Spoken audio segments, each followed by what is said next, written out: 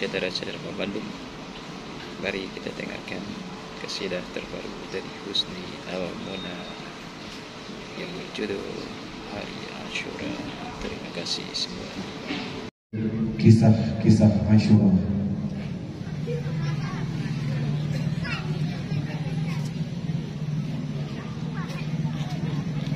Bulan yang kefun Lamtun Hijriyah, letadum kisah sinan terjadi. Bulan Muharram letak dari salah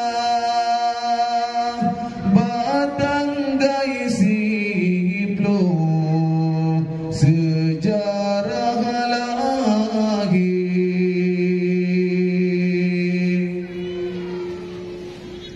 Nayua puasa li Rasulullah,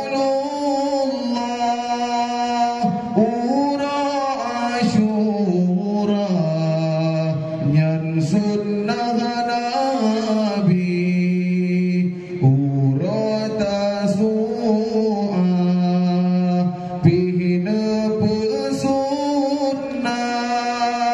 nyamu khalafa ngan bun Yahudi.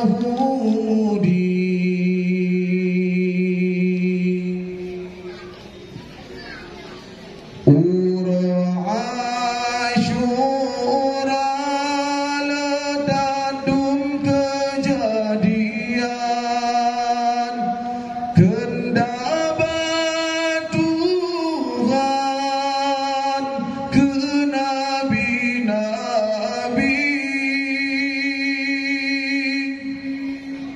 Allah terima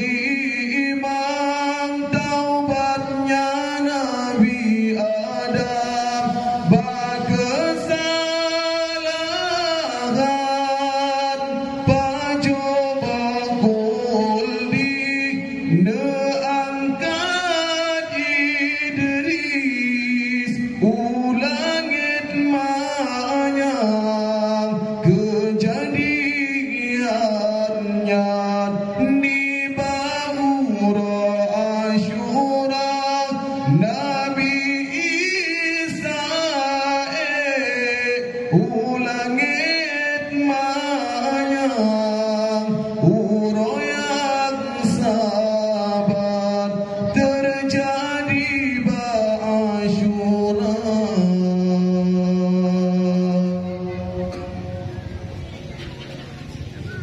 Lupa Nabi Nuh lam iara ayat tofan kedek mesar di Bukit Judi. Nabi Ibrahim hendak Tuhan lam apui Namrud selamat gebri.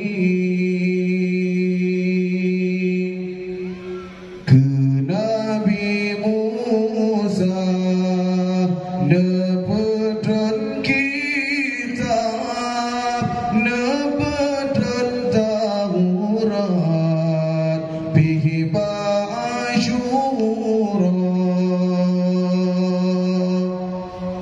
Lam la'un luwa fir'un lanat karam bajilin Nabiullah Musa.